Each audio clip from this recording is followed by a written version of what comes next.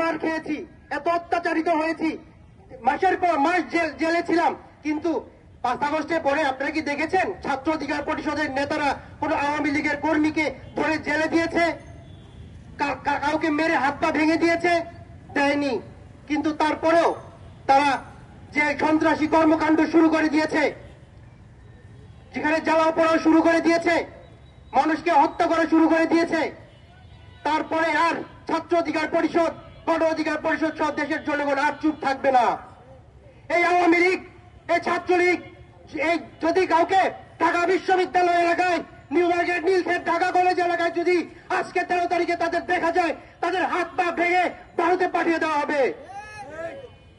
আপনারা জানেন এই গত 1 বছরে আমরা যে উপদেষ্টাদেরকে বসিয়েছি, এই অপদার্থ উপদেষ্টাদেরকে বসিয়েছি, তারা একটা বিচারও সুনিশ্চিত ভাবে করতে পারেনি, তারা একজনকেও ফাঁসির কাছে ঝুলাতে পারেনি।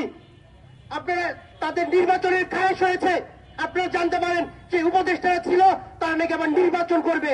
তারা একটা বছর দেশটাকে শেষ করে দিয়েছে, দুর্নীতি অপকর্মে শেষ করে দিয়েছে। আমি আজকে এখান থেকে ঘোষণা দিতে চাই, এই উপদেষ্টা মন্ডলীতে যারা আছে তারা যদি আবার এই নির্বাচনে আসতে চায়, তাদেরকে দাঁত ভাঙা জবাব দেওয়া হবে, তাদেরকে জনগণ রুখে দিবে।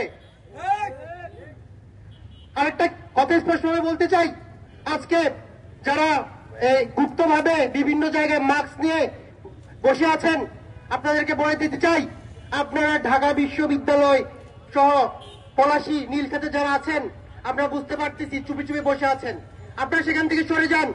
যদি না যান আপনাদের অবস্থা খুবই ভয়াবহ হবে।